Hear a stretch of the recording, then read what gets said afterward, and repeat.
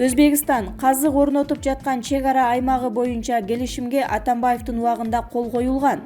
Алабука району аймагында Өзбекстан менен чектешкен жерге кошуна мамлекеттин чек арачылары кирип казык орнотуп жатканы боюнча видео жарыяланып, коомчулукта нааразычылык пайда болгон. Өзбекстан тарап кыргыз-өзбек мамлекеттик чек арасын делимитациялоо жана демаркациялоо боюнча 2017-жылдын 16-августундагы номер 31 протоколуна таянып, чек араны белгилеп жатканын билдирген. Кыргыз Республикасы менен Өзбекстан Республикасынын ортосундагы кыргыз-өзбек мамлекеттик чек арасы жөнүндө 2017-жылдын 5-сентябрында кол коюлган келишимге кирген. Келишимге ошол кездеги президент Алмазбек Атамбаев кол койгон. Өзбектер казык орнотуп жаткан жерлер мурдагы бийлик тараптан кол коюлган. Жаңы бийлик калган чек аралар боюнча жаңыдан сүйлөшүүлөрдү жүргүзүп жатышат. Азырынча 1 чарчы метр жер боюнча келишимге кол коюла элек. Булак Абал Кейже. УКМКнын төрагасы Ташиев эртең Баткенге барат. Улуттук коопсуздук боюнча мамлекеттик комитеттин төрагасы Камчыбек Ташиев 18 февралда Германиядан Бишкекке учуп келет. Андан ары Баткенге сапар тартары күтүлүүдө. Бул тууралуу анын жардамчысы Өткүрбек Абдрахманов Фейсбуктагы баракчасына жазды. Урматтуу мекендештер, буйруса УКМКнын төрагасы Камчыбек Ташиев эртең 18 февраль саат 10-до чет мамлекеттен Манас аэропортуна учуп келип, дароо саат 11-де Баткен областына учат. Тийиштүү маселелер жеринде каралат деп жазды ал. Буга чейин 12 февралда Камчыбек Ташиев Германиянын борбору Берлин шаарындагы бейтапкананын биринде жүрөгүнөн операция болгон. Анын операциядан кийинки абалы жакшы экендиги айтылган. Камчыбек Ташиев 2020-жылдын октябрь айынан бери УКМКнын төрагасын кызматын аркалайт. Булак Марал Кейже. Президент Садыр Жапаров жакшы иштеши керек, жаман иштешке акысы жок. Коомдук ишмер жазуучу Чолпонбек Абыкеев Facebook социалдык тармактагы баракчасына жаңы бийлик, президент коомчулуктагы түрдүү пикирлер тууралуу төмөнкүдөй ойлору менен бөлүштү. Текстте өзгөртүүсүз беребиз. Президент жакшы иштеши керек. Мамлекеттик башкаруу системасы андан да жакшы иштесин. Жаңы шайланган президент Садыр Жапаровдун иштин баштаганына 20 күн толо электе сындагандар, жаңылды, жазды дегендер болууда. Бул эми бир чети мыйзам ченемдүүлүк. Анткени президенттикке канча талапкер катышканы эсиңиздерден чыга электер. Атаандаштык чоң болду. Ар бир катышкан талапкерлердин айланасында кошо жүргөн жактоочулары бар болчу. Өз талапкерлерине фанатикалык түрдө берилип, пайгамбардан да артык көрүп, ал түгүл жаңы Кудай деп атап алгандары деле болбоду. Шайлоо жүрүшүндөгү адат көрүнүш ушундай тура. Жеңилгендердин ич күйдүүлүгү али тарай элек, дагы деле оозунан алдырган бөрүдөй болгондору бар. Анткени менин талапкерим сөзсүз өтөт деп ойлоп кыялданып жүрүшчү. Андай болбой калды. Бүгүн алар Садыр Жапаровдун ар бир кыймылын аңдуудан күчтөрүн чыгарып, акырын басса аксак, катуу басса таскак дешүүдө. Экинчи дагы бир топ бар. Аларга эч ким жакпайт. Бул жашоонун өзү алар үчүн жалаң трагедиядан турат.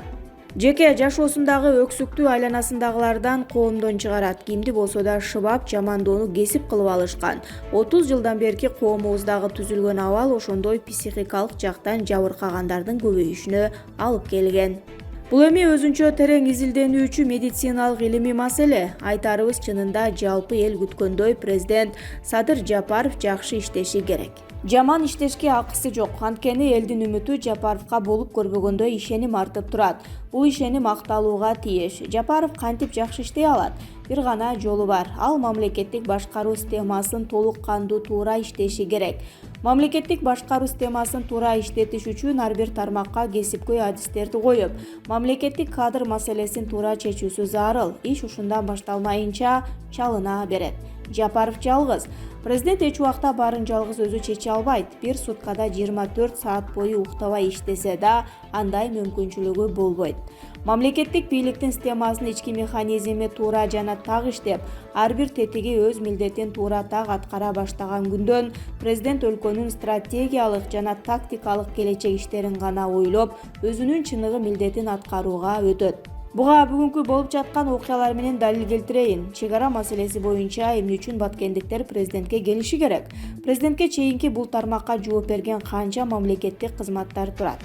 Кыскартып санайлы, Баткен областык чегара жетекчилиги, областык өкмөттүн ыйгарым укуктуу өкүлү, республикалык чегара маселеси боюнча жетекчилик, УКМКнын төрагасы, ушул тармак боюнча жоопкер орун басары, өкмөттүн чегара маселеси боюнча жоопкер бөлүмү, өкмөт башчы, мына президентке жеткиче чегара маселеси боюнча жоопкер 7 мамлекеттик тармактагын санадык. Ар бир тармакта бир нечелеген кызматкерлер очойгон айлык алып отурушат. Суротуулат, эмне үчүн чегарада жашаган эл президент чегара маселесин чеч деп Бишкекке келүүлөрү керек. Президент баарын жалгыз чечсе, мен санаган тармактардын андагы очойгон айлык алып отурган кызматкерлердин кереги барбы? Кереги жок болсо жоюлсун. Эгер керек болсо, бирок ал жерде отурган жетекчилер өз иштерин аткара албай жатса, иштей турган адамдарга орундарын бошотуп берсин. Болбосо маселени президентке жеткизбей ордунда чечсин. Ошон үчүн ал кызматты аркалап отурат. Мына менин мамлекеттик бийликтин башкаруу системасынын ички механизми туура так иштеши керек дегенимден сыра. Ушундай эле жол менен экономика, маданият жана башка тармактар боюнча да айтсак болот. Жаңы баш мыйзамдын кабыл алынышы менен президентке мамлекеттик башкаруу механизмин тактап туура иштөөчү система түзүүгө толук укук берилет.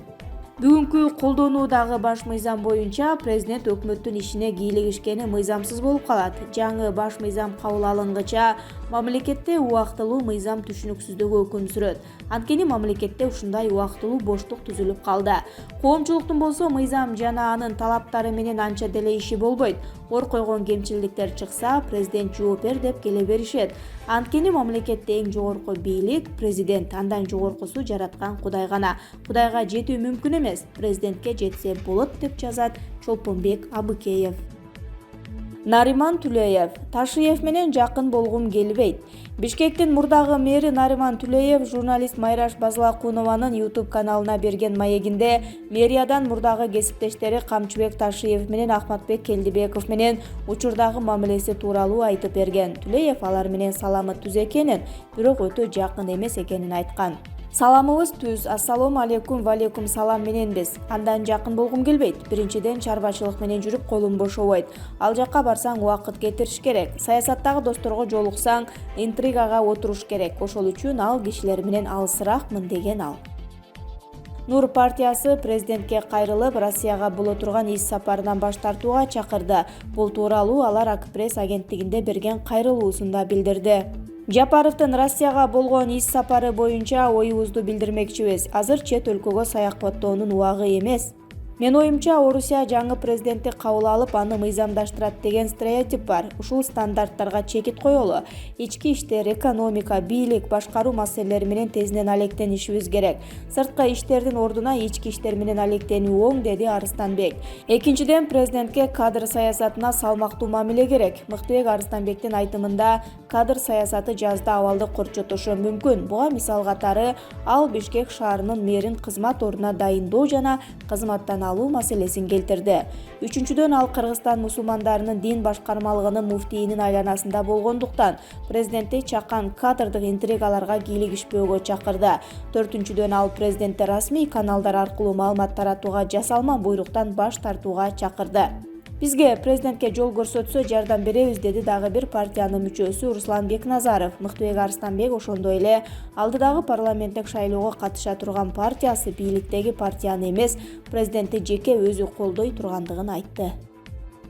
15 үй, 19 унаа Крим төбөл Женго мүлкүн кантип адалдаштырганы аныкталды.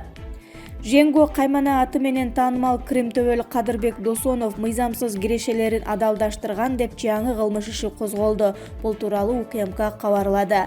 Атайын кызмат Досоновдун мурда бир нече жолу соттолгонун жана эч жерде иштебей турганын, анын ичинде бизнеси жоктугун белгилеп өттү.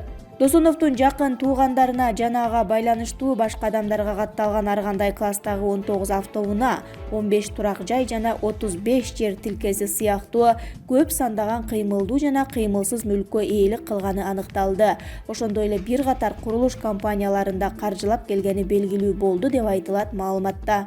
Крим төбөлгө карата Кыргыз Республикасынын кылмыш жаза кодексинин 215-беренесинин 3-бөлүмү боюнча сотко чейинки өндүрүш иши башталган. Учурда УКМК тарабынан анын акча каражатынын жана мүлкүнүн келип чыгуу булактарын аныктоо жана тактоо боюнча ыкчам тергөө иш-чаралары улантылып жатканы белгиленди. Тергөө жүрүп жатат. Эске сала кетсек, кылмыш дүйнөсүнүн көрүнүктүү өкүлдөрүнүн бири Кадырбек Досонов 12 февраль күнү 2 айга камакка алынган. Ага өткөн жылдын ноябрь айында оор кылмышка шектүү деп издөө жарыяланган. Кандай кылмыш экени айтылган эмес.